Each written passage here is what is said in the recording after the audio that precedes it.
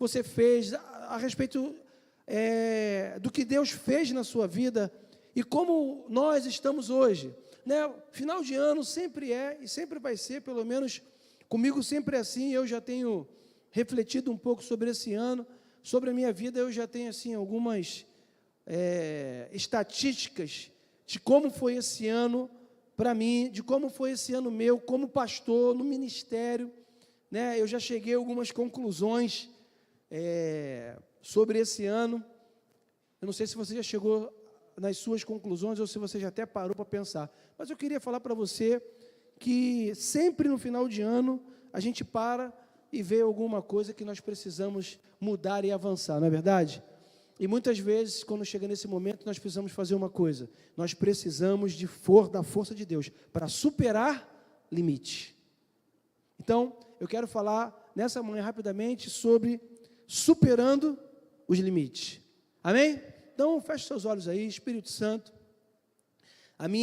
O meu pedido aqui é que o teu Espírito vivifique essa palavra nos meus lábios, e que ao ouvir essa palavra o meu irmão seja tocado, ele seja animado, que essa palavra possa gerar fé no coração dele, em nome de Jesus, amém? E amém. Essa palavra, ela fala, né, o título é Superando o Limite, mas eu vou abordar dentro dessa palavra algumas questões. Por exemplo, é uma palavra de reflexão, é uma palavra de recomeço, é uma palavra de superação, é uma palavra de autoexame.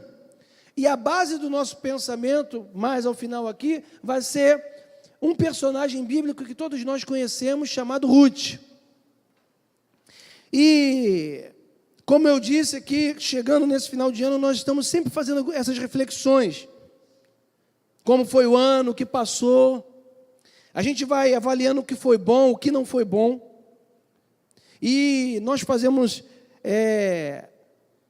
nós colocamos algumas metas para o ano que vai começar. Não é verdade? A gente para, reflete, e aí nós chegamos a uma conclusão, falamos assim, não, no ano de 2019, agora sim, então eu vou pegar esse ponto, eu vou pedir para que Deus trabalhe na minha vida nesse sentido, e agora, a partir de 2019, a minha meta para esse ano é essa. Aliás, você precisa, e eu também, ter metas para a vida, não só para o ano, mas para a vida. Eu não sei se você faz projetos, mas eu tenho projetado, sentado, e eu tenho pensado, eu vou fazer 40, agora em fevereiro. E eu estou pensando, estou novo, né? E eu estou pensando nos meus, entre 40 e 50, os meus próximos 10 anos, eu já estou fazendo um projeto de onde eu quero chegar quando eu tiver 50 anos. Quem trabalha muito aí? Trabalha muito. Todos nós. Se a reforma da Previdência passar, de 65 você vai trabalhar até 93, mais ou menos, né? Mais ou menos isso. Né? Mas o certo, pelo menos na realidade de hoje, com 65 anos, não é isso? Você, homem está aposentado, 60, mulher está aposentada. Então, você faz o mesmo, quando eu tiver com 65 anos, eu no caso, eu quero parar de trabalhar, eu quero já ter construído tudo e viver só da minha renda da aposentadoria, que eu vou construir durante esse tempo. Você pensa isso? Então, a minha meta, por exemplo, eu vou compartilhar com você dos meus próximos 10 anos, a minha meta é se aposentar com 50. Não é parar de trabalhar, diferente. Você entende a diferença de se aposentar e parar de trabalhar? Quem entende? Né? Você se aposenta porque você vai ter o quê? Com 50 anos eu quero ter uma renda fixa ao ponto de, se eu quiser dar o luxo, não trabalhar, não fazer mais nada. Porque eu já vou estar sendo sustentado com 50 anos. Eu quero isso, eu vou conseguir, eu estou lá naquele livro, né? Eu pedindo ao Senhor, se eu viver, não, né? Se o Senhor quiser, não só viverei, como farei isso ou aquilo. Isso é um plano que eu faço, mas eu sei que a minha vida está na mão de Deus, mas eu tenho que ter o projeto. E eu quero chegar com 50, de verdade, irmão, parar de trabalhar tanto como eu trabalho, né, na questão da minha profissão, e poder me dedicar exclusivamente, é o meu sonho, à igreja. exclusivamente a igreja. Para isso, eu quero ter a minha renda que me sustente, para não ser pesado para a igreja. Essa é a minha meta, eu penso assim. Qual é a sua meta? Pode ser que você tenha chegado e você esteja aqui agora, nessa manhã, que você esteja aqui hoje, quebrado, sem esperança, cansado de lutar. E há momentos em que parece que nós estamos carregando o mundo nas costas, a família, os filhos, o casamento, é ou não é verdade? Tem horas na nossa vida que a gente parece estar assim. Eu gostaria então, através da palavra de Deus, levar você a renovar a sua esperança em Deus nessa manhã, para que você possa trazer à memória tudo que a palavra de Deus diz a respeito sobre quem você é, sobre o fato de que essa luta que você já está lutando é do Senhor, para que você tenha esperança, e a esperança é a expectativa de que coisas boas vão acontecer. Jeremias 29:11 diz assim, abre aí para tu marcar.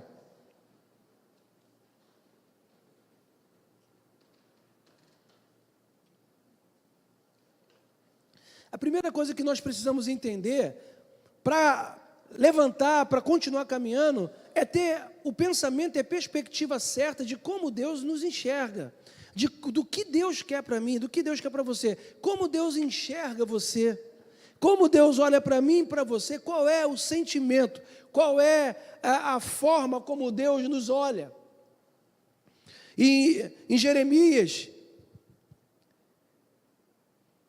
você vai perceber que Jeremias, se você ler esse livro, Jeremias estava vivendo um momento muito tenso, no meio do povo de Israel. Jeremias estava vivendo um momento de desacreditamento, o povo estava pecando, o povo não estava voltado para Deus, o próprio Jeremias estava se sentindo mal, e Deus fala para Jeremias, olha Jeremias, eu é que sei os pensamentos que eu tenho a respeito de vocês,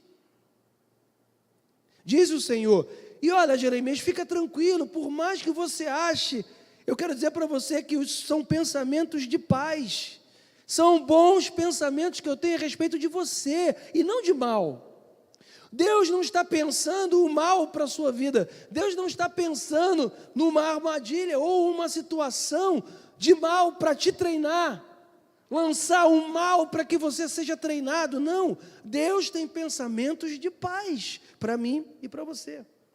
Então, ter essa perspectiva já vai nos ajudar a nos levantar, já vai nos ajudar a olhar para a nossa vida e falar assim, por mais que você esteja aqui, de alguma forma quebrado, faltando alguma coisa, precisando melhorar em uma área ou em outra área da sua vida, precisando restaurar determinados pontos da sua existência, você primeiro tem que pensar o seguinte, olha, não, Deus tem pensamentos de paz sobre a minha vida, então existe uma esperança real de que isso tudo seja transformado. É isso que nós temos que ter no coração para começar. Amém, gente? Eu gostaria que a sua esperança fosse renovada nessa manhã. Esperança, eu já disse, é a expectativa de que coisas boas vão acontecer, expectativa de que Deus tem o melhor para o seu amanhã. Você pode dizer para o meu amanhã, Deus tem o melhor? Nós vamos precisar, durante toda a nossa caminhada, sempre que for necessário, nós vamos precisar recomeçar. Sempre que for necessário, você tem que ter no teu coração a disposição de que você vai precisar recomeçar. Esses dias estava conversando com um amigo meu, e conversando exatamente sobre essas questões da vida, e eu tive a oportunidade de dar uma palavra para um amigo meu, falando para ele, você vai precisar se reinventar, você vai precisar recomeçar, você vai precisar reconstruir. Para isso você tem que se reinventar em Cristo. Você tem que criar uma expectativa no teu coração de que as coisas vão mudar. Para recomeçar, nós entendemos que algo chegou ao fim. Ninguém recomeça algo que nunca começou. Quando a gente fala, vamos recomeçar, é porque alguma coisa parou no meio. Vamos recomeçar porque começou e não chegou ao fim.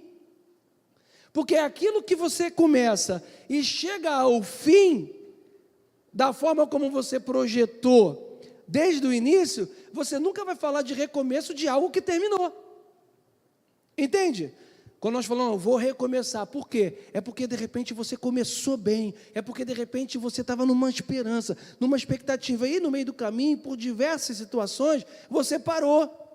Você não cresceu na palavra, você não evoluiu espiritualmente, você não conheceu mais a Deus, você não mergulhou mais nessa palavra, você não teve mais experiência, você desistiu de colocar essa palavra para dentro do teu espírito, você parou de ler, você parou de ruminar, você parou de meditar, você parou de fazer o que era para fazer. Mas nessa manhã, em nome de Jesus, que você seja levantado pelo Espírito Santo para voltar à prática das primeiras obras, começar a alimentar o teu espírito com essa palavra, começar a jogar para dentro essa palavra novamente, começar a pegar os princípios básicos dessa palavra, começar a estudar de novo sobre fé, começar a estudar de novo sobre a autoridade do crente espiritual, começar a pesquisar na palavra sobre o tipo de mente que você quer ter, sobre a nova criatura que você é, sobre o que você pode fazer em Cristo, sobre o que Ele faz através de você e sobre o que Ele tem para você, essa perspectiva da palavra que traz esperança para todo aquele que crê. É preciso fazer isso. E muitas vezes recomeçar vai pressupor e pressupõe, na verdade, um sofrimento anterior. Quando você fala, vou recomeçar, é porque você está vindo de um sofrimento anterior, você está vindo de uma crise. Você está vindo de uma barreira que vai precisar ser rompida. E muitas vezes não recomeçamos porque nós estamos presos numa barreira espiritual, mental, do medo, seja qual for. E essa barreira vai precisar ser rompida. Agora eu quero dizer para você, você não vai precisar romper essa barreira sozinha. Por quê? Porque Jesus falou, eu vou, mas eu vos deixarei o Consolador, e Ele estará convosco todos os dias, e Ele vos ensinará, Ele vos confortará, e Ele vai falar para você a respeito de todas as coisas. Você precisa contar com o Espírito Santo de uma forma real, para que essas barreiras caiam por terra, em nome de Jesus.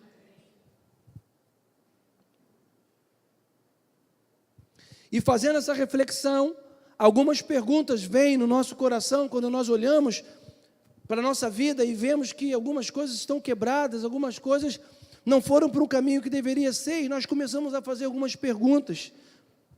E a primeira pergunta que a gente faz é, de onde veio essa crise?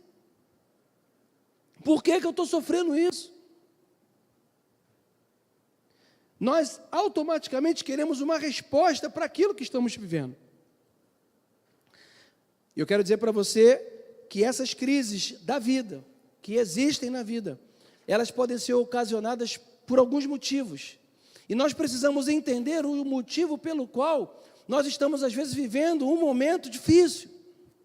Nós precisamos, à luz da palavra de Deus, perceber o que aconteceu para que isso viesse a acontecer. E aí nós temos que entender que existem crises que nós mesmos causamos com as nossas más escolhas. Eu posso não ter planejado bem, eu posso não ter nem projetado para que isso aconteça, mas o fato de eu ter semeado de uma forma ruim, o fato de eu ter jogado uma semente ruim nessa terra, fez com que, depois de um tempo, essa semente viesse crescer, e agora essa planta cresceu, e eu estou vivendo, e eu estou colhendo esse fruto amargo de uma semente que eu plantei. Pode ser um motivo para essa crise. Eu posso ter me alimentado mal. Eu posso, ao invés de ter jogado a palavra para dentro do meu espírito, eu ter jogado outros sentimentos. Eu posso ter guardado mágoas, eu posso ter guardado ressentimento. Isso foi gerando uma doença interna. Eu posso ter murmurado muito durante esse caminho. Eu posso ter falado mal. Eu posso ter sido uma pessoa difícil dentro da minha casa, no meu trabalho, nos relacionamentos, e isso pode ter gerado uma desunião, um afastamento, e hoje nós estamos colhendo o fruto disso. E isso nada tem a ver com um castigo dado por Deus. É isso que nós temos que entender. Não tem a ver com que não, Deus está me dando essa prova que eu estou passando, mas Deus sabe, Deus está me dando, Deus está querendo me mostrar alguma coisa, e quando o motivo da crise, ele está baseado numa semente que eu joguei na terra, que não foi uma boa semente, eu quero dizer para você que Deus não tem nada a ver com isso. Tem a ver com a lei da semeadura, que está escrito na palavra de Deus em Gálatas 6:7, que diz: não se enganem, de Deus não se zomba, pois aquilo que a pessoa, que o homem semear, isso também colherá. Quem semeia para a sua própria carne, o que é semear para a carne? É viver na carne. É dar vazão aos sentimentos da carne, é a murmuração, é a reclamação, é a inveja, é a facção, é o sentimento de facção. Não, eu vou fazer porque eu vou fazer por um grupo X, por um grupo B. Não, fulano de tal não serve para estar comigo, cicrano serve. É um sentimento de facção, é o fruto da carne. Quem semeia para a carne, o que é semear para a carne? É aquela pessoa que semeia discórdia, é que bota a lenha na fogueira, é que não pacifica nada, não faz por menos, não dá nada a ninguém, não entrega nada a ninguém, não abençoa ninguém, não consegue impactar ninguém, nem com a sua presença, porque a sua presença já é um negócio pesado no ambiente. E aí a Bíblia diz, quem semeia para a sua própria carne, da carne colherá a corrupção. Agora a pergunta é, a igreja, isso são para os ímpios ou a igreja de Cristo pode viver na carne? Não, pastor, isso aqui é para quem não conhece Jesus. Não, isso aqui é um tratamento que o apóstolo Paulo está fazendo com a igreja. Porque é possível nós sermos salvos, e salvação, é possível eu ser salvo, viver com o Espírito Santo, sim, mas é possível que um crente ande na carne. Está falhando aqui? Não, tá, não. É possível que um cristão possa viver dando vazão à sua carne. E essa crise, ela vai se estabelecer, porque quando nós estamos vivendo dessa forma, e às vezes nós nem nos enxergamos assim, às vezes nós nem achamos que somos essa pessoa, às vezes nós nem entendemos que aquilo é com a gente, e nós vamos lançando as sementes na terra e não percebemos. Porque quando nós lançamos uma semente na terra, essa semente, isso é uma questão óbvia, natural. Você joga uma semente na terra, essa semente, você passa amanhã, ela não cresceu, não tem uma árvore ali. Essa semente fica debaixo da terra, ninguém vê. É uma semente que você joga, ninguém sabe. Sabe por quê? Porque isso é dentro do coração. É um sentimento que você abriga errado dentro do teu coração, sobre alguém, que alguém disse, falou, você pega aquilo ali, vê numa perspectiva, às vezes que nem era, joga para dentro, não fala para ninguém, mas você jogou uma semente lá dentro do teu coração, só você sabe, e aquela semente está crescendo. Vai ter uma hora que essa semente vai apontar, vai ter um caule, vai ter uma folha, e você olha e fala, não está dando ainda problema nenhum não, e você vai continuar insistindo, você, além da semente estar lá, ter dado uma plantinha que começou a crescer, nós nem nos damos o trabalho de falar, opa, arranca logo para não crescer, não, deixamos. Com a insistência das nossas atitudes, nós vamos regando aquela planta, e isso nós vamos falando, gente, de tempos, de meses, de anos, às vezes até de décadas, que nós vamos vivendo numa postura de carnalidade, que nós não percebemos que estamos vivendo numa carnalidade, e quando passa o ciclo, daqui a pouco você está dentro de uma situação muito, muito, muito, muito complicada. Por quê? Porque essa árvore cresceu.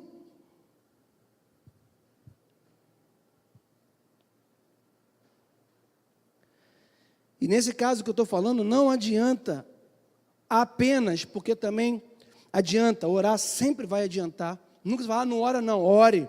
Ore porque a Bíblia diz que as nossas súplicas têm que ser conhecidas diante de Deus. né? Você ora, orar vai adiantar sim, mas olha, não apenas orar nessa situação, não apenas jejuar, não apenas confessar os textos bíblicos, só isso não vai adiantar.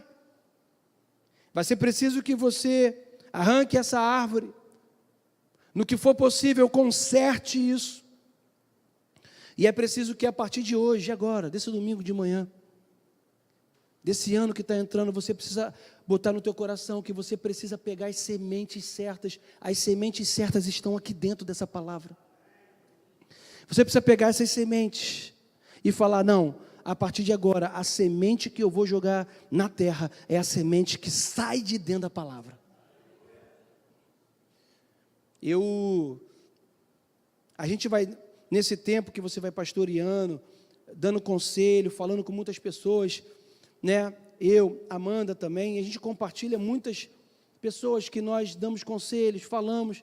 Nós estávamos conversando esse dia e sobre uma situação de uma pessoa que Amanda falou para essa pessoa, olha, na tua casa, ao invés de você criar esse problema, ao invés de você bater de frente, ao invés de você reclamar, murmurar, faz o seguinte, enche essa pessoa de amor. Para de lançar a semente da carnalidade, que é o revidar, que é o fazer a mesma coisa, é o tomar lá da cá. Não, esquece isso, vamos voltar para o sobrenatural, para o que Jesus disse, vamos voltar para aquilo que está na palavra, enche essa pessoa de amar, pastor, essa pessoa é o cão chupando manga, mas ela não é o diabo, ela não é o diabo não, ela é uma pessoa, então enche ela de amor. Não, pastor, fazer papel de bobo, não, fazer papel de filho de Deus, fazer papel de quem conhece a palavra. E quando você cobre uma pessoa de amor que te defraudou, e você cobre essa pessoa de amor, você está tirando do bolso a semente da palavra e está falando, essa semente eu estou jogando na terra. E como uma semente ruim é jogada na terra, você não vê, a boa também você não vê na hora que você planta. Você planta uma semente boa e fala, meu Deus, esse negócio não cresce. E aí, às vezes, cresce. E no primeiro ano, não dá fruto, fala, meu Deus, não deu um fruto ainda. Isso pode passar anos na nossa vida. Quando nós semeamos coisas boas, pode se passar anos e a gente não vai ver nada, às vezes. Mas o tempo vai passar. E uma hora, essa árvore vai crescer. E uma hora, vai estar o sol como está aqui agora. Imagina que tu plantou essa semente no teu quintal. Imagina que está todo mundo sofrendo com esse sol, mas você plantou uma árvore boa, semente boa, essa árvore cresceu, ela cobre durante o dia toda a tua casa, todo mundo está sofrendo de calor, mas a tua casa tem uma sombra vigorosa, ainda tem fruto para você comer, é uma mangueirona que tem em cima da tua árvore, com aquela manga espada docinha. Está todo mundo sofrendo de calor, tu pegou, botou uma rede debaixo da tua árvore e a manga cai, chega na tua boca, a manga cai na tua boca.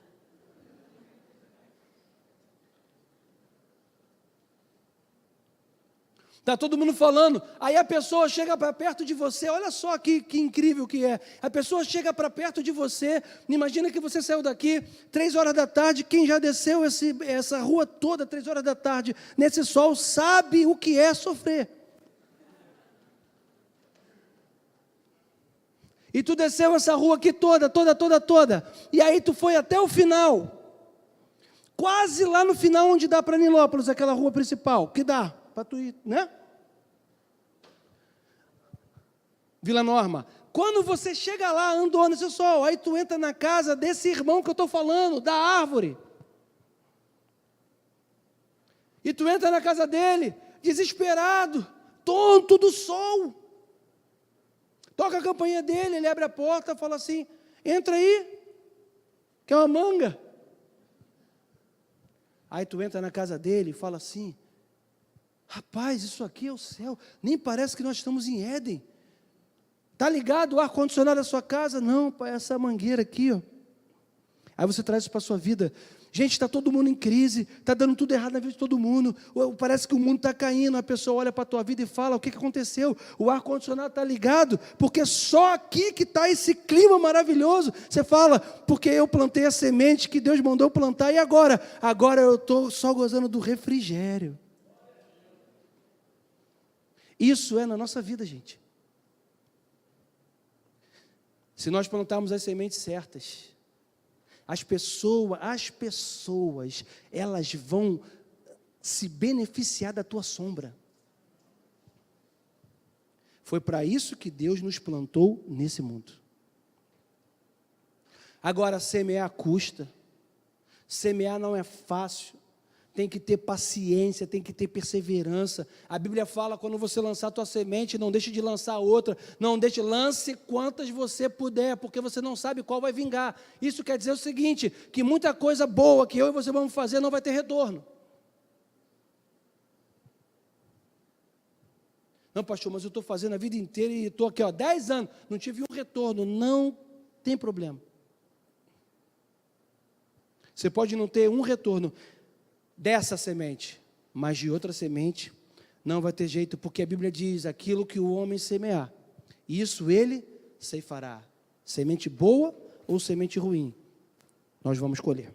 Então esse seria o primeiro caso da crise instalada, que poderia ser uma crise criada por mim mesmo.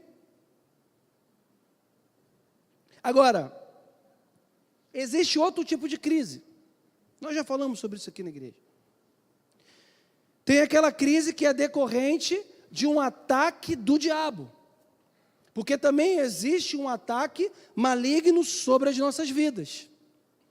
E se essa crise vem do ataque do nosso inimigo, João 10:10, Jesus disse, olha, o ladrão vem somente para roubar, matar e destruir.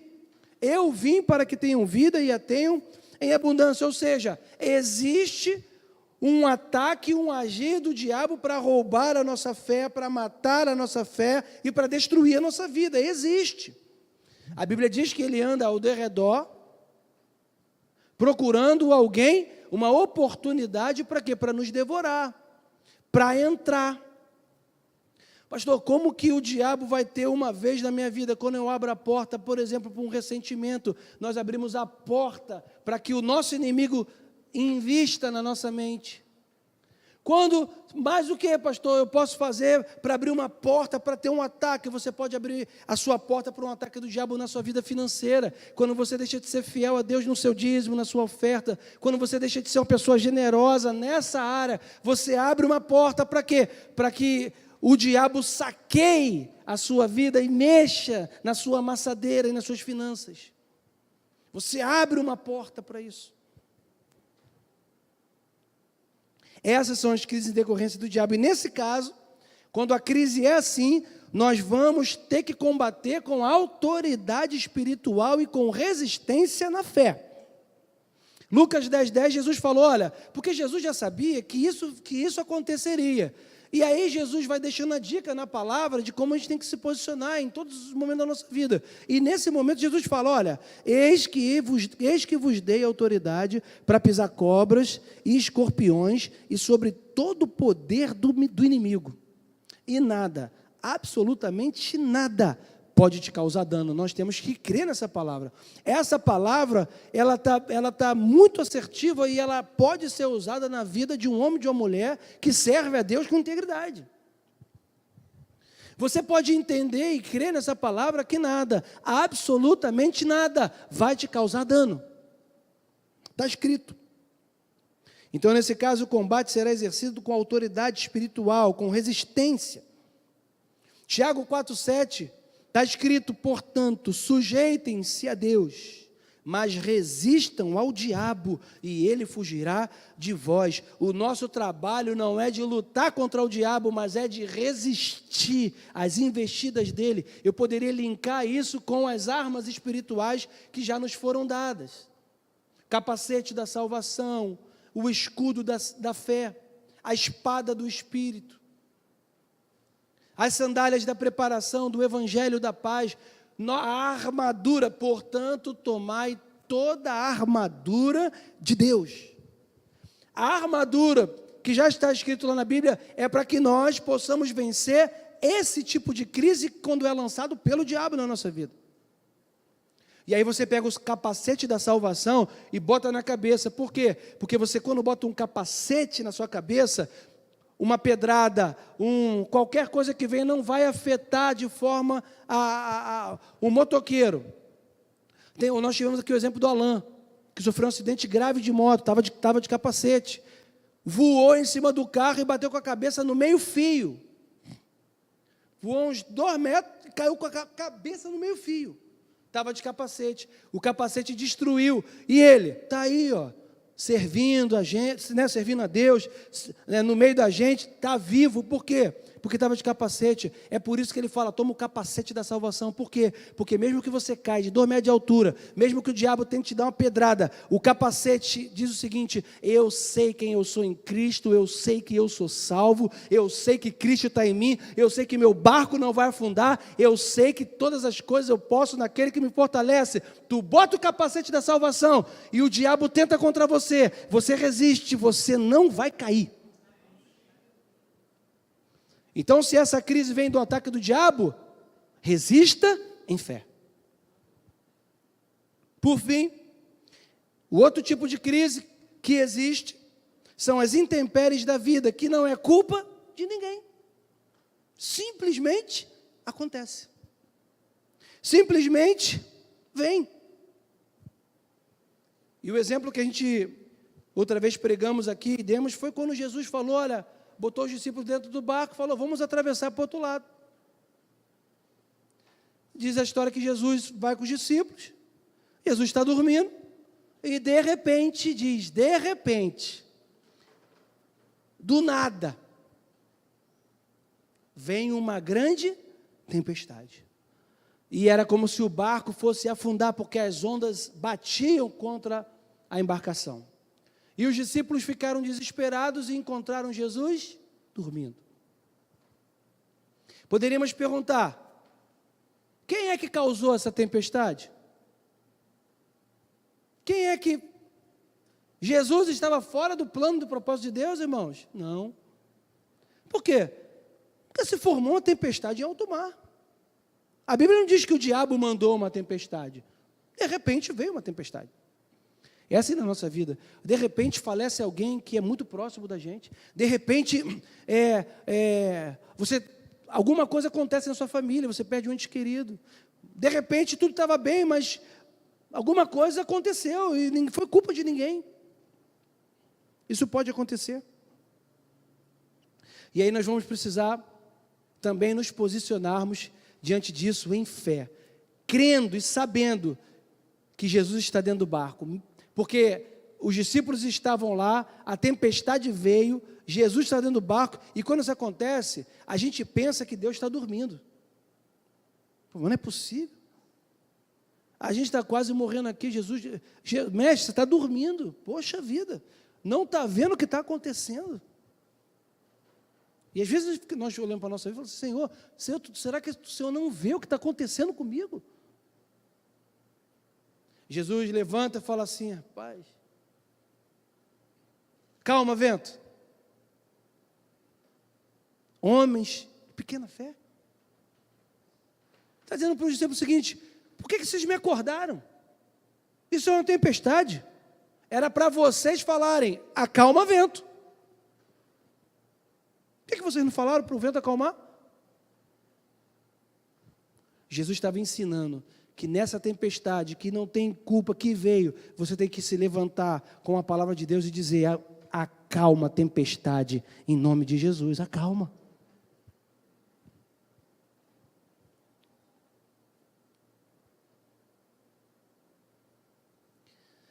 O que é que eu devo fazer então para viver essa superação?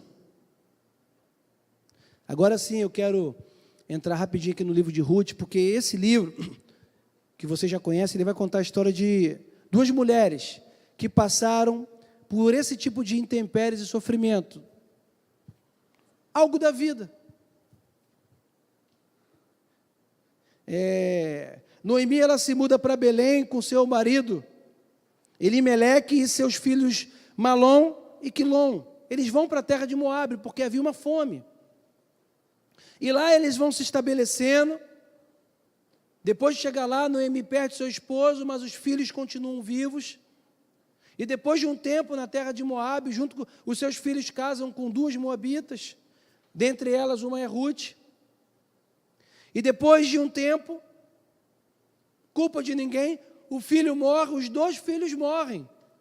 E aí se instala um momento de crise, porque 3 viúvas estavam juntas e não tinham mais o que fazer, não tinham quem sustentá-las. Estava lá, aquelas mulheres, sem ter o que fazer. Orfa, Ruth e Noemi. A situação da mulher naquele tempo, só para você entender, naqueles tempos, do momento em que a história está sendo contada e que aconteceu, era de total dependência do homem, porque as mulheres viúvas não podiam conservar a terra como se fosse o herdeiro, elas não herdavam a terra. Então, elas não tinham fonte de renda. Morreram todos os homens, elas não podiam herdar aquilo, a não ser que houvesse um resgatador da família para pegá-las de volta. E elas estão em Moabe, e Noemi fala, vou fazer o seguinte, eu não vou ficar aqui, olha meninas, eu vou voltar para a minha terra. E Orfa e Ruth falam, não, nós vamos contigo. Insistem. No primeiro momento, a própria Orfa também insiste em ficar. Fala, não, eu vou te seguir. E aí, Noemi, ela vai dar uma palavra para elas e fala assim, olha, não faça isso não. Aqui pelo menos vocês estão na sua terra, volta para a casa do seu pai. Volta para a casa do seu pai, não vem comigo, por quê? Porque aqui não tem perspectiva. Orfa fala, então tá bom, Noemi, olha, eu amo muito você, não é porque ela não amava, mas ela voltou para a casa do pai dela, mas Ruth tem uma postura, que essa postura a gente tem que, não é à toa que existe o livro de Ruth, porque a postura dessa mulher é uma postura de firmeza, essa é a mulher, como dizia a avó da Amanda, e não sei quem é que mora no Nordeste, e também fala isso, mulher macho, essa mulher é uma mulher braba. Ruth tinha uma determinação, e ela fala para Noemi, olha, minha sogra, olha aí gente, é para aprender, hein? Ela fala para quem? Para a sogra. O teu Deus é o meu Deus, eu vou para onde você for, não necessariamente essa ordem, tá? Mas é assim, não vou te abandonar, eu vou contigo, para onde você for eu vou, o teu Deus é meu Deus. Ele quer dizer o seguinte, se você morrer, eu vou morrer contigo, se você viver, eu vou viver contigo. Estamos juntos. Mais ou menos isso. Chegando em Judá, e elas retornam, quando elas chegam em Judá, num estado de calamidade, é isso que eu quero pegar o primeiro ensinamento, porque no momento de crise nós temos que buscar um caminho de superação. Mesmo que não haja aparentemente caminhos, ou que, porque a gente está às vezes no momento de crise, nós projetamos o que faria a gente sair da crise, nós montamos, e sempre o plano que nós vamos montar para sair da crise é um plano bom. Para pensar nisso aqui que eu vou falar aqui agora. Você está numa situação difícil, mas você quer mudar essa situação. Aí você imagina como você mudaria essa situação. Aí, qual é a sua imaginação? Tu pensa assim, não, vou dar uma sofrida, assim, não, tu pensa um negócio que seja mais light para você, para mudar. Estou numa situação aqui muito difícil, rapaz, não estou conseguindo fechar o mês seguinte, Senhor, em nome de Jesus, Pai. Senhor, essa Mega Sena da virada, eu sei que é a solução. 150 milhões, Senhor, Tu sabes, Pai, que se eu ganho isso, Deus, a solução está dada. Até no momento da crise, nós procuramos uma solução melhorzinha para a gente suportar ela e para vencer. Só que na vida real, Ruth, Ela não fica pensando coisas, o que ela faz? Ela busca uma forma, e a forma mais humilde, e até para outras pessoas humilhante, de mudar e superar. Ela não tem vergonha do estado que ela está, e ela decide fazer uma coisa. Ela fala, morrer de fome eu não morro, nem eu nem você. Eu vou para o campo, e eu vou colher espigas na colheita do que sobrar. Porque a lei dizia que quando você estiver na colheita, era para deixar um refúgio para os mais pobres. A lei determinava isso em Israel. E Ruth sabia disso. E sabe o que ela faz? Ela não tem vergonha, irmão. Para você viver uma superação, para você mudar, para você revirar a tua vida, você não pode ter vergonha de ninguém. Você não pode ter vergonha de pedir desculpa. Você não pode ter vergonha de falar eu errei. Você não pode ter vergonha de recomeçar. Você não pode ter vergonha de voltar lá no ponto onde você já tinha até avançado, mas você volta um pouco. Não pode ter vergonha de voltar atrás. Por quê? Ruth fez exatamente isso. Ela falou, uma coisa é o seguinte, eu não vou ficar sentado aqui vendo isso passar e morrer de fome. Eu não vou morrer de fome. O que ela quis dizer nessa história de superação? O que tiver ao meu alcance, isso eu vou fazer. Você tem que fazer o que está no seu alcance, irmão. Não fica esperando o anjo vir aqui, não. O que você tem na tua mão? Pega o que está na tua mão e vai fazer o que está na tua mão. Ah, pastor, mas não vai resolver a minha vida. Mas de fome tu não morre. E é nessa atitude que Deus age.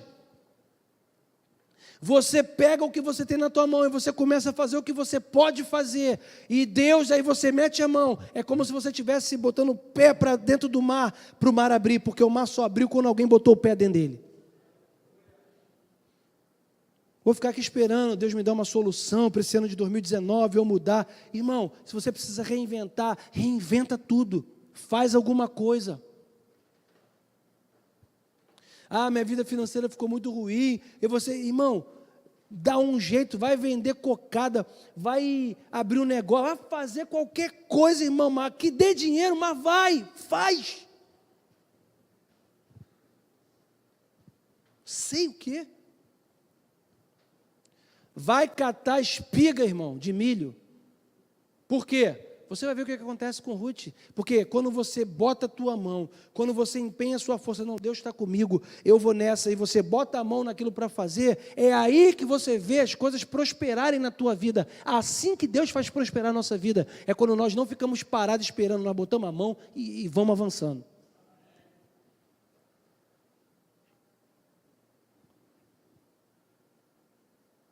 Amém, gente? Onde eu parei aqui. Ela foi até os campos para tentar participar da colheita da cevada. E ela acabou por uma ação e intervenção de Deus, mas não uma intervenção de Deus porque ela ficou sentada lá e tipo, Senhor, muda a minha sorte, Senhor, esse ano de 2019 vai ser diferente, aleluia, vou jejuar, Pai, amém, dentro de casa, Senhor, amém, não pediu perdão a ninguém, Pai, Tu és fiel, não mudou a atitude, não mudou o pensamento, está lá esperando, não, e Deus vai vir e vai fazer, não. Foi quando ela saiu de casa, quando ela estava no campo, colhendo as espigas, pegando, botando na bolsa, que Boaz olhou e viu quem é aquela moça.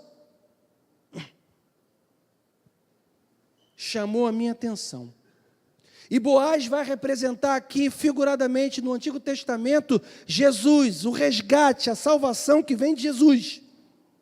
Boaz, nessa história, era como se fosse Jesus. Então, é como se Ruth estivesse lá, fazendo a parte dela, no sol, catando as espigas, fazendo, acontecendo, trabalhando, não deixando que as circunstâncias deixassem ela dentro de casa deprimida, achando que para ela não dava. É no campo, catando milho, que Jesus olhou para ela e falou, quem é aquela pessoa? Chamou minha atenção. Quando você se levantar e falar, agora eu vou fazer, o Senhor está comigo, e quando você estiver no campo, entenda, quando você estiver no campo catando as espigas, Jesus vai olhar para você e vai falar, o meu favor vai ser sobre essa vida aí. Por quê? Porque eu estou vendo o que Ele está fazendo. E Boaz manda o pessoal falar assim, olha, para aquela moça ali, deixa sempre mais um pouquinho lá. Separa para aquela moça ali. um negócio mais caprichado.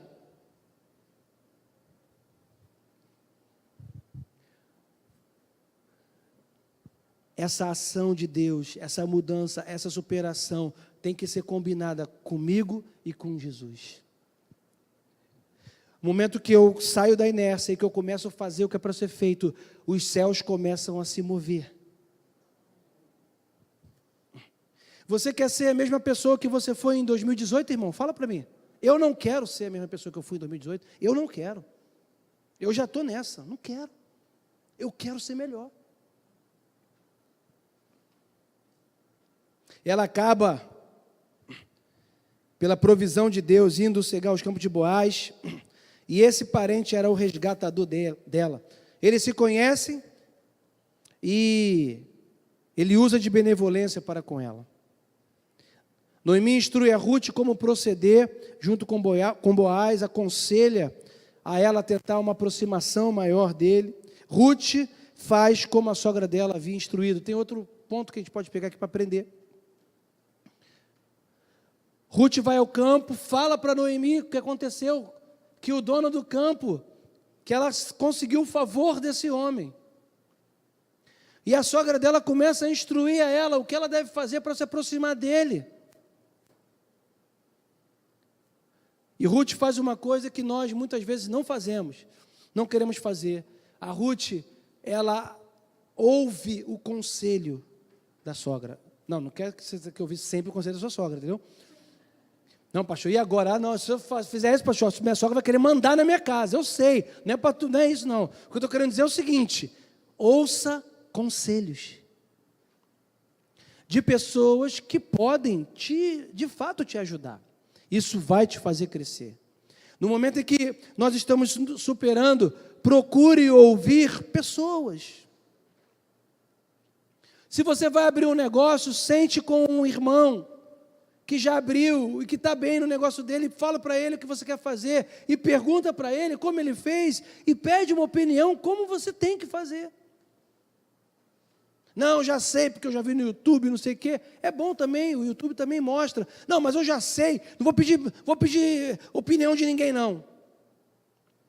Vai lá, pede opinião.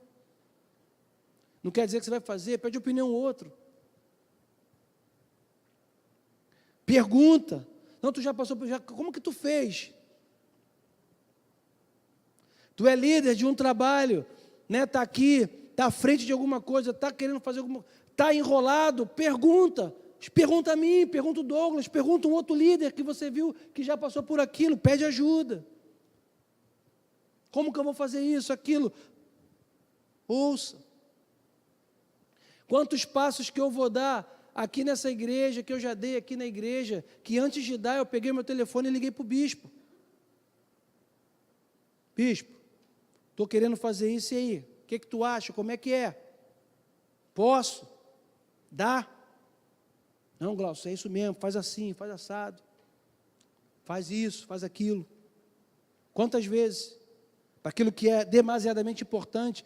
Nunca dê um passo altamente importante aqui, do dia a dia não precisa. Né? Do dia a dia você não fica toda hora, ô bispo, pode... não é isso. Você não vai ficar o tempo inteiro. Ô bispo, hoje eu boto a camisa amarela ou azul. Não pode. Não é isso, você tem uma autonomia. Mas naquilo que agarra, aquilo que você fala assim, caramba, isso aqui está mais sério. Como é que faz? Você vai para quem tem experiência. A Bíblia já diz, irmãos, que na multidão de conselheiros o rei prospera.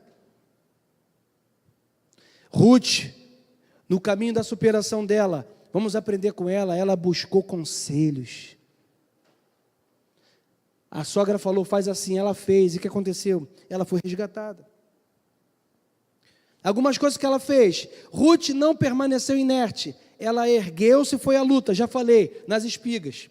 Ruth 2,2 diz, Ruth, a moabita, disse a Noemi, deixa-me ir ao campo para apanhar espigas atrás daquele que me permitir fazer isso. Noemi respondeu, vá minha filha. Ela estava passando fome, condição de miséria. Ela estava sem perspectiva. E o que ela fez? Em que pese ao estado que ela estava, ela não ficou parada. Ela foi ao campo de Boaz, onde poderia haver mantimento, onde ela poderia encontrar o resgate. Faça o que está ao seu alcance para escrever uma nova história. Inscreva-se, por exemplo, no curso que você quer fazer. Inscreva-se na academia para perder essa gordura em nome de Jesus. Comece a reeducação alimentar, entra no pré-vestibular, peça uma, pastor, eu não tenho como estudar, entra, e Deus lá vai fazer um milagre. Eu estudei em universidade particular. Ah, pastor, tinha dinheiro não.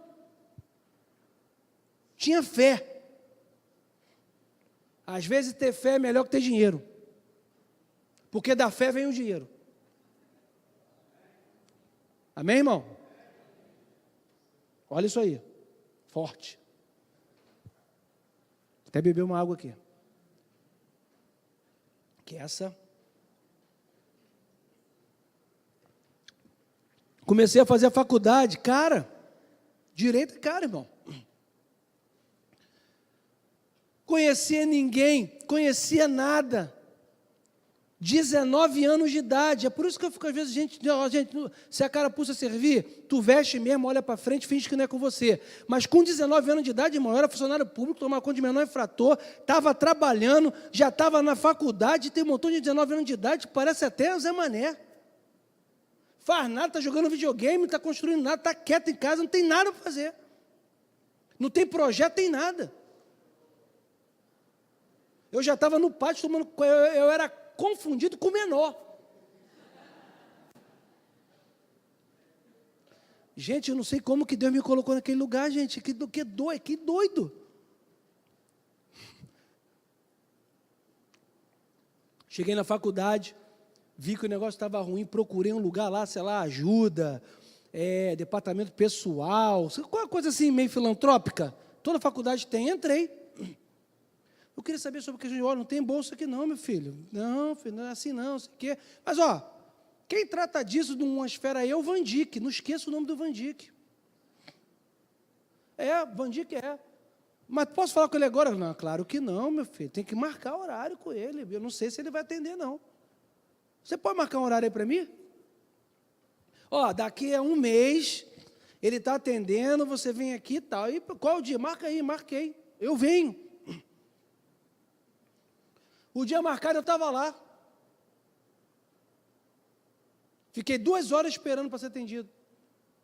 Quem é? Já deve falar assim, quem é que está para te atender? Eu nunca vi. Me deu um chá de cadeira para eu desistir. Mas eu falei, não, vou desistir não, tá maluco? É a Rod. Fiquei lá. Quando eu sentei lá, eu falei assim, tudo bem, tudo bom? Eu falei, seu Van Dyck, eu estou aqui porque eu vou ter que parar de estudar, porque eu não tenho como mais pagar a faculdade. Ele olhando para a minha cara, o que eu tenho a ver com isso?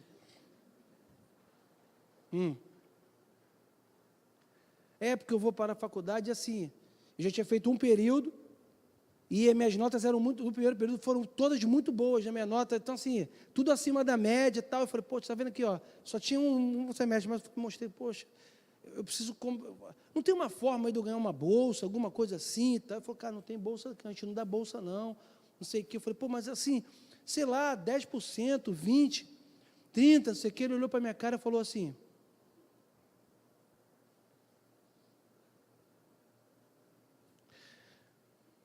faz o seguinte, olha só, não vou te prometer nada,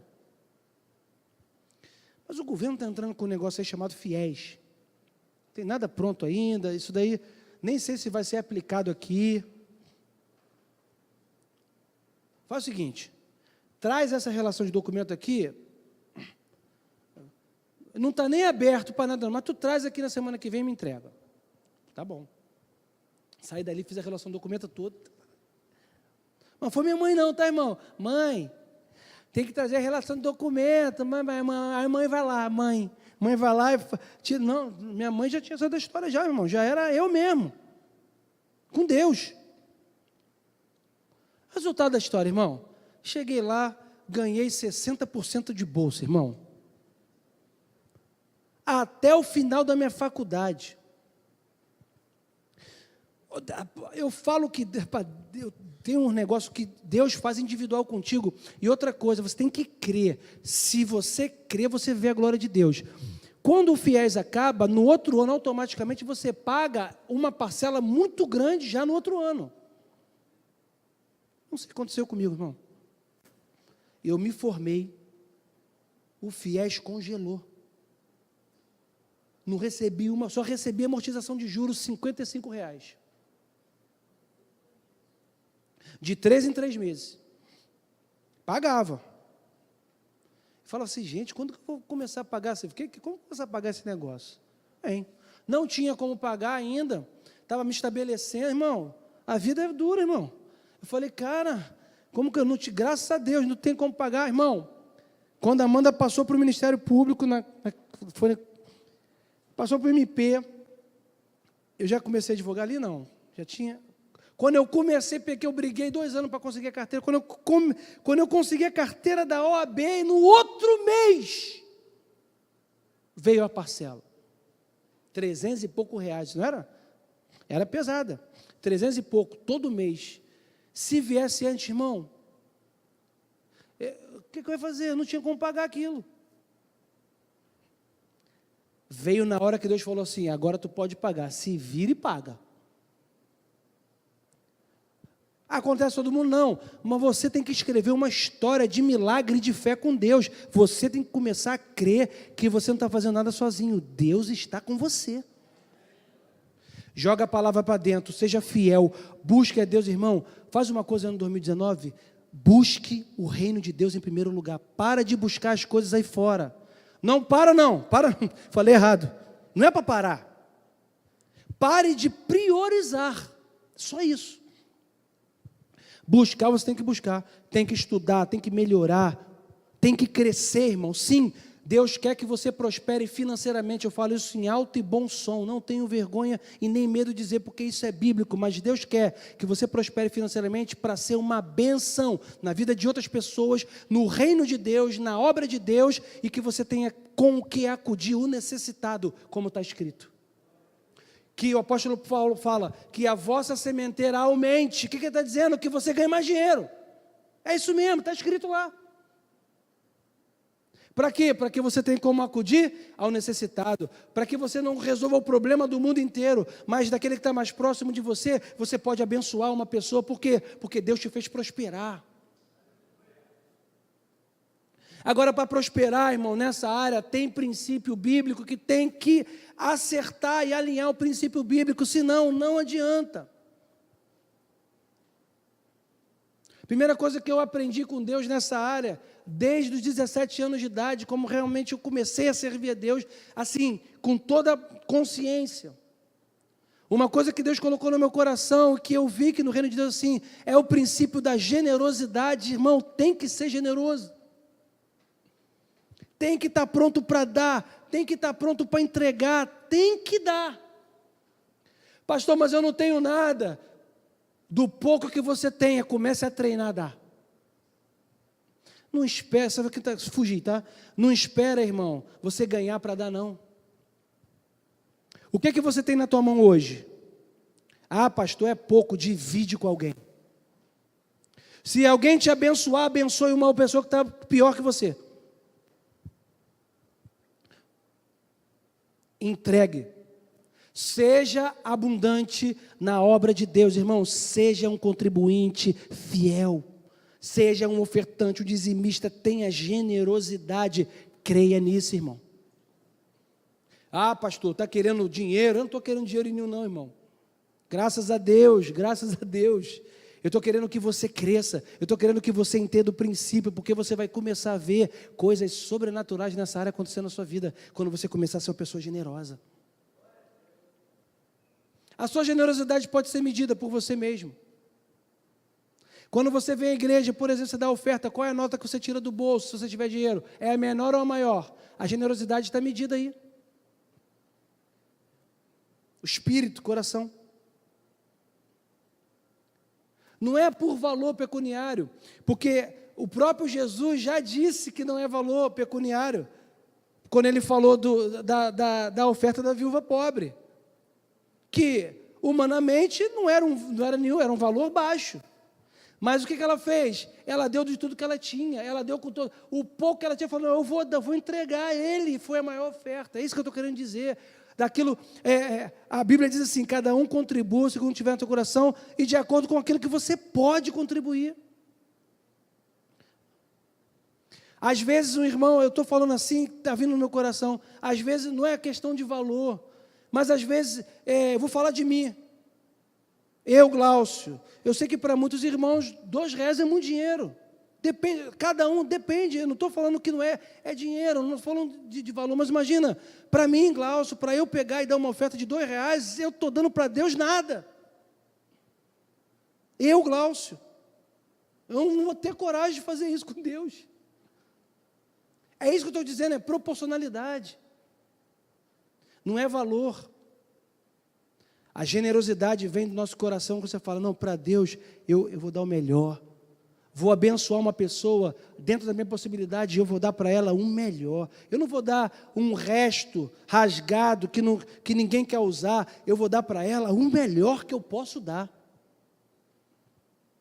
Sentimento, irmão, quando nós temos, a igreja tem esse sentimento, irmão, ela cresce. Como que o teu ano de 2018 está sendo nessa área? Você precisa entender, o princípio do reino é diferente, é outra lógica. A lógica, não tem lógica. Deixa eu fechar aqui. Disse outro ponto de Noemi, muito legal, é que ela, submeteu a liderança de Noemi. Ela ouviu o conselho. Ruth 3:1 diz assim, Noemi, a sogra de Ruth, disse, minha filha, não é verdade que eu devo procurar um lar para você que você seja feliz? Esse Boaz, na companhia de suas servas, você já esteve, não é dos seus parentes? Eis que essa noite ele estará limpando cevada na eira, levanta-se, lava-se, ponha perfume, vista a sua melhor roupa, vá até a eira, mas não deixe perceber que é você que está ali, até que ele tenha acabado de comer e beber. Quando ele dormir, repare bem o lugar que ele vai se deitar, então vá, descubra os pés dele, deite-se ali, e lhe dirá o que você deve fazer. Ruth respondeu, vou fazer tudo isso que a senhora está me dizendo. Então Ruth foi para ele e fez conforme tudo que a sogra havia ordenado. Você precisa ouvir bons conselhos e submeter-se às lideranças constituídas também. É um ponto. Não siga o conselho e nem o pensamento do mundo. Salmo 1 diz, nós conhecemos bem-aventurado aquele que não anda no conselho do ímpio, do mundo. Não se assenta na roda dos pecadores. Não se detém no caminho dos pecadores, nem se assenta na roda dos escarnecedores. Pelo contrário, o seu prazer está na lei do Senhor, na sua lei medita de dia e de noite. E no devido tempo dá o seu fruto, a folhagem não murcha, tudo que ele faz é bem sucedido. Provérbios 11:4 diz, não havendo direção sábia, o povo fracassa, mas com muitos conselheiros há segurança. Ponto 3, Ruth, eu falei aqui, que ela não ficou inerte, submeteu-se a uma liderança. Outro ponto, Ruth foi ousada. Ousadia é um ponto para que você possa recomeçar. Ousadia, você ousar a mudar, ouse mudar com Cristo te ajudando. 5, como Ruth, saiba que você tem um resgatador, e esse resgatador é Cristo, que pagou o preço por nós, que nos resgatou. Boaz usou de graça com Ruth. Coloque a sua fé nisso. Creia que o amor de Cristo, o seu favor, está sobre a tua vida. Você, como Ruth, tem um resgatador. Vá até ele. Você pode até olhar e pensar e falar, mas quem sou eu? Ruth também poderia dizer isso. Quem sou eu? Eu sou uma catadora de espigas. Eu cato xepa do que sobra, do que é deixado para trás.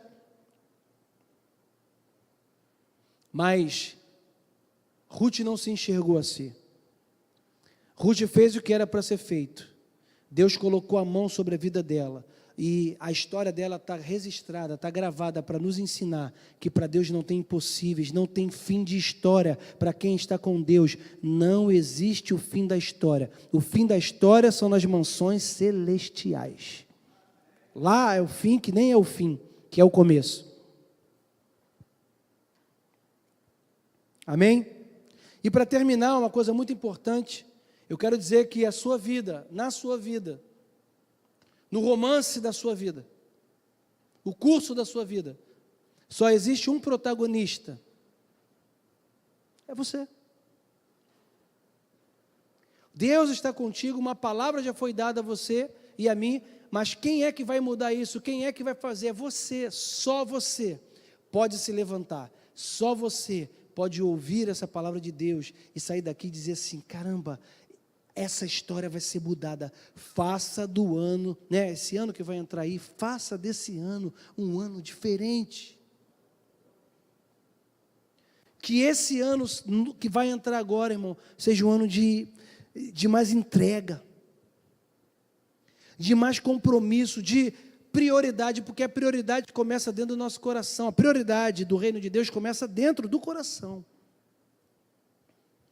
Às vezes até o emprego que você vai aceitar, aquilo que você vai fazer, vai depender da prioridade sua. O que é a prioridade sua? É a casa de Deus, é a obra de Deus, ou é só o teu trabalho? Irmão, eu posso te dar um exemplo da minha vida pessoal, eu vou dar um exemplo meu, pessoal. Trabalho muito até hoje, sempre trabalhei, mas irmãos, o meu trabalho nunca me impediu de estar na casa de Deus, e nem vai me impedir, em nome de Jesus. E não é porque eu deixo de estar um dia no meu escritório, irmão, que Deus não manda para mim um cliente. Não é porque eu larguei na hora que eu tenho que fazer a obra de Deus, que Deus me deixa na mão, lá na minha fonte de renda. Pelo contrário, Deus sempre me abençoa. Quantas vezes, sem esperar, sem buscar, sem ir atrás, eu sou profissional liberal. Profissional liberal depende de cliente. Você é um profissional liberal, você é dono de um negócio, se você não tiver cliente, o que faz você prosperar é o número de clientes que você tem. Nunca me faltou um cliente, nunca me faltou um cliente. E outra coisa, eu já do nada recebi telefonema, o cara fala assim, pô, ô doutor, pode fazer isso aqui para mim e tal, tem que fazer isso aqui. Ah, tá, beleza. Trabalhos que iam me render bons valores. Não fui atrás, não corri atrás, não botei o anúncio no jornal, não fiz lobby, não fiz nada. Eu vou buscando o reino de Deus em primeiro lugar. E essas coisas vão sendo acrescentadas por quem? Por Ele. Quando você acha que você não pode largar o seu trabalho para estar na igreja quinta-feira, irmão, repense isso. Quando você acha que não pode se envolver na obra de Deus por causa do teu trabalho, repense isso. Porque Deus pode te fazer prosperar, o teu dia pode render como nunca rendeu, e num dia você pode fazer coisas que você estava acostumado a fazer, em uma semana, em 2 dias, Deus te dá uma inteligência e uma saída para tu resolver, mas para a obra de Deus você vai estar lá. Tem que crer, tu crê? Você crê nisso? Porque quem não crê não faz. Quem não crê fala assim, vou ver na minha agenda se dá para poder participar da obra de Deus, deixa eu ver aqui. Não dá, pastor. A minha agenda está muito lotada essa semana aí. Para a obra de Deus não dá para me envolver não, porque estou trabalhando muito. Repensa. Repensa, porque essa é uma semente que provavelmente não... você está querendo colher alguma coisa. Essa semente não é a semente certa para você colher o que você quer colher. Escuta o conselho. Escuta esse conselho, irmão. Você vai prosperar com esse conselho. Não faz a obra de Deus, não faz o teu trabalho ser um empecilho para a obra de Deus, não, irmão. Isso é o maior erro. Eu sou pastor da igreja, junto com Douglas. Eu tenho que ensinar a igreja isso, eu tenho que falar. E isso é importante. Por quê? Porque isso vai refletir na sua vida diretamente, vai refletir. Eu conheço histórias de homens e mulheres que começaram muito bem, tinham um talento, Deus tinha um plano, uma obra para fazer na vida daquelas pessoas. Elas começaram a se envolver com o trabalho, prosperaram, não estão mais na obra de Deus, saíram. Abandonaram. aquilo que Deus tinha na vida deles, abandonaram. Por quê? Como diz o apóstolo Paulo, eles se envolveram nos negócios desse mundo. Demas amou mais o presente século. Não foi Demas? Não é isso? Paulo vai falando e fala assim, Demas. Quem era Demas? Era um homem cheio do Espírito Santo, com potencial, chamado. E no momento Paulo fala assim, ó, Demas amou mais esse século e nos largou. Não abandone a casa de Deus, não abandone a obra de Deus. Irmão, está aqui, ó, como você está aqui agora, domingo de manhã, isso aqui, gente, isso é vida para quem é crente, irmão. Você está numa igreja domingo de manhã, você vem quinta-feira para o culto, você está domingo à noite, você participar de um trabalho, está envolvido, irmão, isso faz parte da vida, é como se fosse o sangue correndo na veia do crente, é o coração que está bombeando vida. É difícil, não é fácil. Não é fácil sair de um trabalho cansado, irmão, e estar na igreja, isso é difícil, mas eu não conheço uma pessoa que faz isso e quando acaba o culto fala assim, graças a Deus que eu vim aqui ouvir tua voz hoje. Ainda bem que eu vim para a igreja hoje. Quem já falou isso? Quem já cansado falou, cara, eu não vou hoje, cara, eu não vou, tá? Não vou, e tu chega. Aí Deus fala contigo, no final do culto, tu sai aqui pelo corredor falando assim, graças a Deus que eu vim. O diabo não quer que você esteja na igreja. Pastor, é verdade. Quanto mais você estiver na casa de Deus, irmãos, mais exposto você está às revelações da palavra, mais exposto você está às manifestações sobrenaturais do Espírito Santo. Você está no meio da congregação. Ali ordena ao Senhor a sua bênção e a vida para sempre. Amém, gente? Essa palavra aí, eu espero que você tenha sido abençoado aí com essa palavra e que você guarde isso no teu coração, saia daqui com essa expectativa. Irmão, está disposto a trabalhar esse ano? De verdade, irmão, não é porque eu estou falando não. Eu estou assim, pastor, eu ainda nem terminei esse ano, pastor, não fala isso de trabalho não, pastor. Mas eu já quero começar a te fazer o convite. E semana que vem a gente vai falar mais especificamente sobre isso. Esteja pronto para trabalhar. Quando Deus te chamar, irmão, esteja pronto. Ah, pastor, mas como é que vai ser? E agora? Se Deus te chamou, Ele vai te dar condição de fazer. Se Deus te escolheu para isso, mas eu sou o menor. Não fica com síndrome de Gideão não, gente. Se Ele chamou, Ele vai te dar. E no curso, Ele vai começar a ajeitar as coisas para que você seja usado como Ele quer que você seja usado. Amém? Vamos orar. Senhor, obrigado, Pai. Obrigado por essa palavra, que essa palavra não é minha, essa palavra é Tua. E que, de fato, a começar de mim, que essa igreja, Senhor, seja uma igreja cheia do Teu Espírito Santo.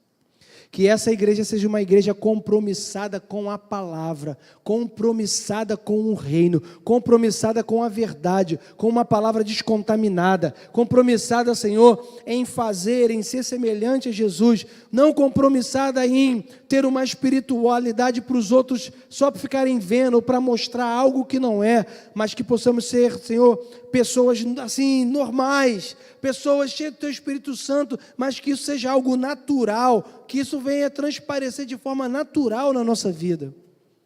Nos ajuda, em nome de Jesus, amém. Amém, gente? Pega essa palavra, guarda aí no teu espírito, sai daqui com essa palavra para você ser motivado por Deus, porque o ano esse de 2019 que vai entrar aí, irmãos, é um ano de muita coisa boa para a gente. Amém? Tu está acreditando nisso? Vai ser um ano de coisas muito boas. Amém? Deixa eu dar um aviso aqui. Hoje à noite a gente vai ter cantata. Amém, gente? Vou dar um aviso aqui para a igreja. para você poder me ajudar. Ô, gente, desculpa, vocês que estão aqui na internet, sempre nos acompanhando, eu quero agradecer, dizer para você que hoje à noite nós vamos ter uma cantata de Natal, né, feita pelo Geração Vida, você também pode nos acompanhar. Tenha um bom almoço, um bom dia, Deus te abençoe rica e abundantemente. Até mais, até daqui a pouco, 6 horas.